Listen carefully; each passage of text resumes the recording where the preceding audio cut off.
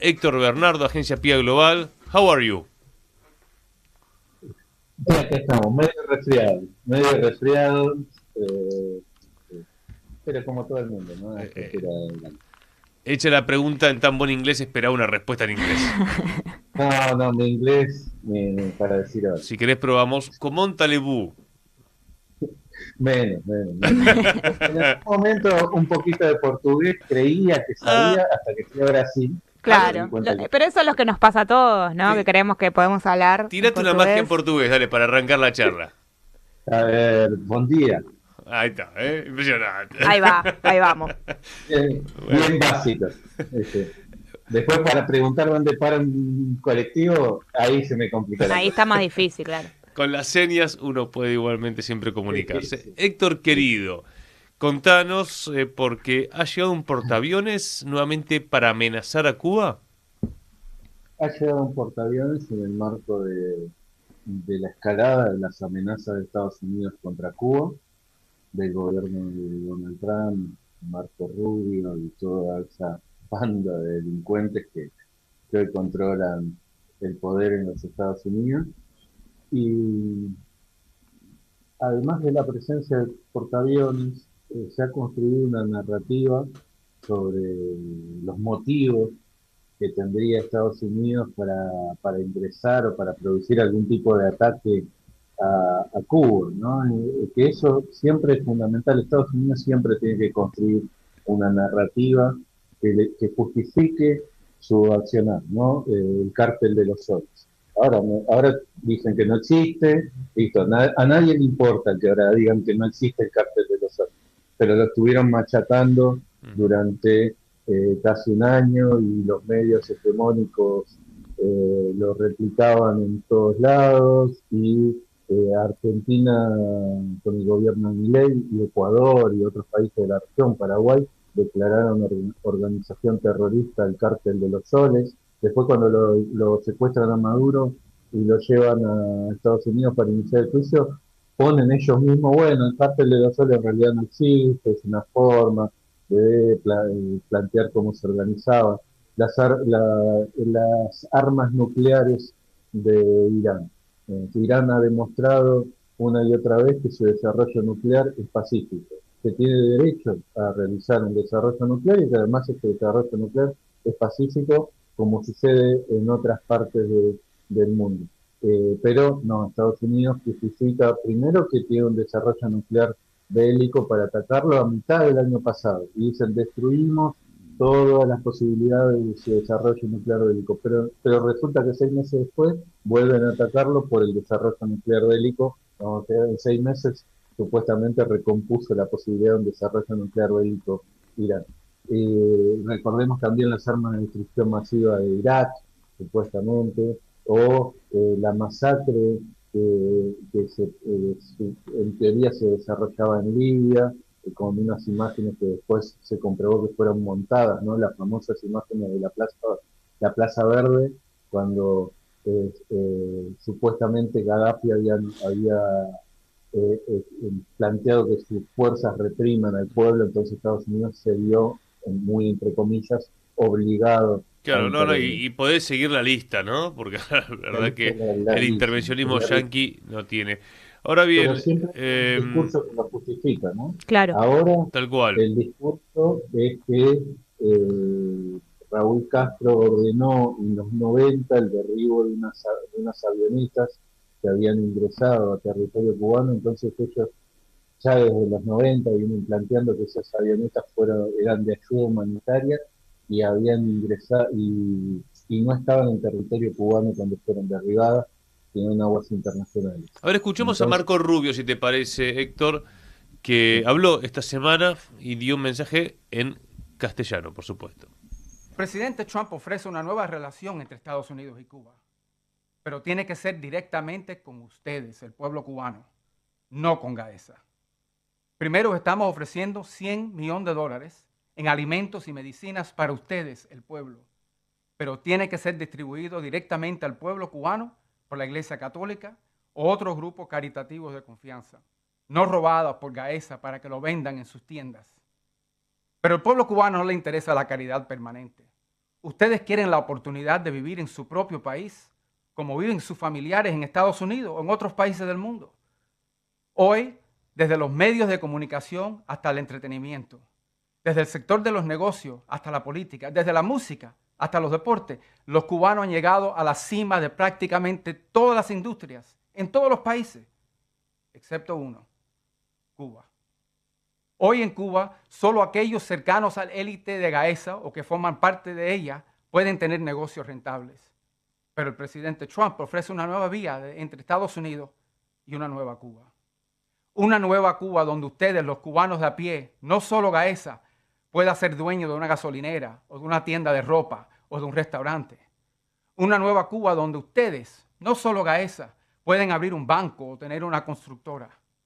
Una nueva Cuba donde ustedes, y no solo el Partido Comunista de Cuba, pueda ser dueño de una estación de televisión o de un periódico. Una nueva Cuba donde pueda quejarse de un sistema que falla sin temor a ir a la cárcel o ser forzado a irse de su isla. Y una nueva Cuba donde tengan la oportunidad real de elegir a quienes gobiernan su país y votar para reemplazarlos si no están haciendo un buen trabajo. Esto no es imposible. Todo esto existe en las Bahamas, en la República Dominicana, en Jamaica y incluso a tan solo 90 millas en Florida. Si ser dueño de su propio negocio y tener el derecho al voto es posible alrededor de Cuba, ¿por qué no es posible para ustedes dentro de Cuba? En Estados Unidos estamos listos para abrir un nuevo capítulo en la relación entre nuestra gente y nuestros países. Y actualmente, lo único que se interpone en el camino hacia un mejor futuro son quienes controlan su país. Bueno, un mensaje dirigido a la población cubana. Un mensaje dirigido a la población cubana para tratar de no encontrar en la población cubana una resistencia tan fuerte en caso de una intervención, ¿no? Es casi una campaña política, parecía un candidato que se estaba postulando a, a un cargo, tal vez a presidente de Cuba, ¿no? Pero es lamentable, digamos, es perverso además y cínico cuando un gobierno que se ha dedicado a asfixiar al pueblo cubano, se ha dedicado a tomar medidas para entorpecer su vida cotidiana, para que no haya combustible, para que no haya energía eléctrica, para que no haya gas, para que no lleguen medicamentos, para que no lleguen alimentos, dice, nosotros los vamos a ayudar, le vamos a enviar una ayuda humanitaria. La mejor ayuda humanitaria que podrían hacer es sacarle el pie de la cabeza, claro, el cuello. Sí, terminamos el bloqueo. Ahora Sí. dice, sean como Jamaica, como República Dominicana, Es subestimando terrible. al pueblo cubano que sabe lo que pasa justamente en esas dos naciones neocoloniales. Ahora, ¿cuál es el rol de la Iglesia? La Iglesia, bueno, recordemos que hace poquito Marco Rubio tuvo una reunión con el Papa en el Vaticano, digamos, y después de esa reunión se ve que hubo alguna especie de acuerdo con la Iglesia para tratar de canalizar esta supuesta ayuda humanitaria hacia Cuba. Pero el gobierno cubano está viendo ahí las condiciones, digamos, por empezar porque no corresponde. ¿No? Lo que corresponde es que se levanten las sanciones, que se levante el bloqueo petrolero, que se levanten las medidas que se han tomado para entorpecer la vida cotidiana de los cubanos. Si llega ayuda humanitaria, el gobierno tendrá que controlar bien que esa ayuda sea distribuida como corresponde, que Sí, no sobre todo por la llegue historia para de Cuba, controlar lo que entra, ¿no? Porque Recordemos que la Iglesia han ha habido tenido muchos distintos atentados. roles en esta relación, ¿no? La Iglesia con el Papa Francisco tuvo una colaboración fuerte para que se acercaran en ese momento Obama y el gobierno cubano para llegar a un acuerdo y habían avanzado por el camino de la paz, Sí.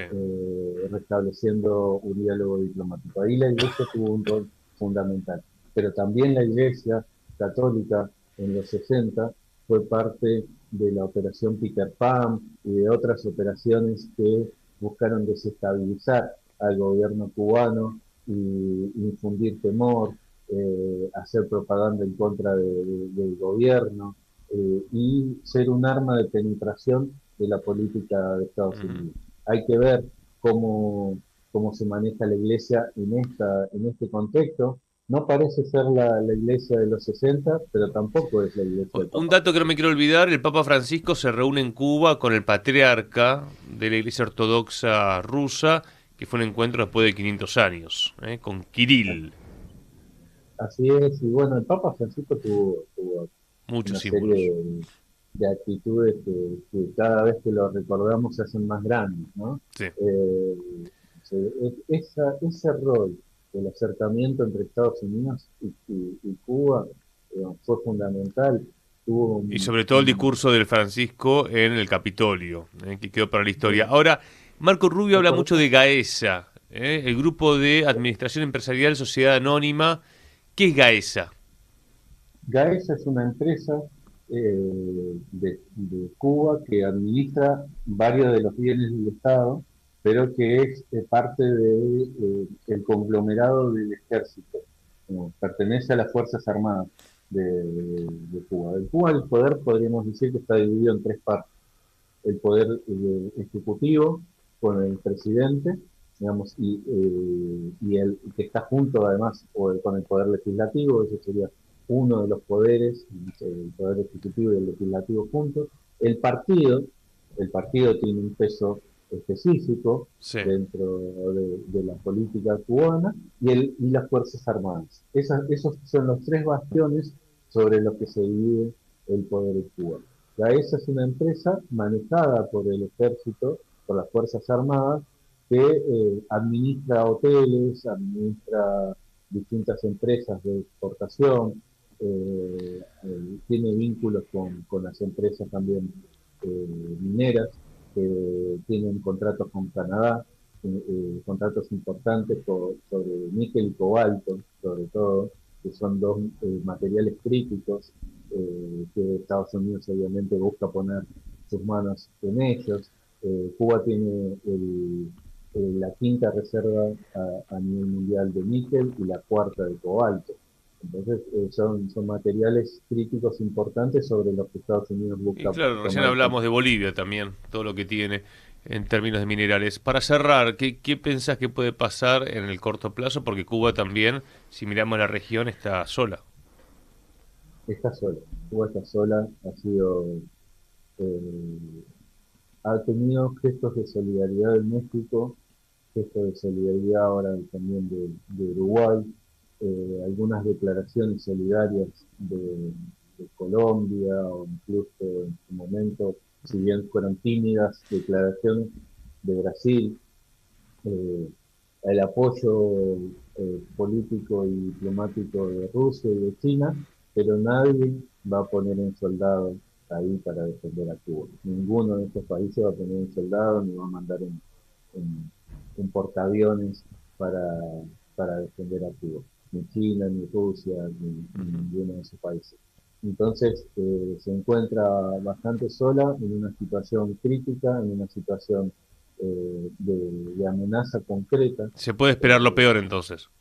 Se puede esperar lo peor, sobre todo porque, como hicieron con Venezuela, están construyendo la narrativa que justifique el accionar. Este pedido de detención sobre Raúl Castro puede justificar el hecho de que, como dijo Marco Rubio, ¿no? Ellos quieren correr a la convicción, quieren sacar a la convicción. Hoy el estorbo para que Cuba sea todo eso, supuestamente del discurso de Marco Rubio, todo eso que podría ser para que Cuba pueda ser Jamaica, es la conducción de la revolución.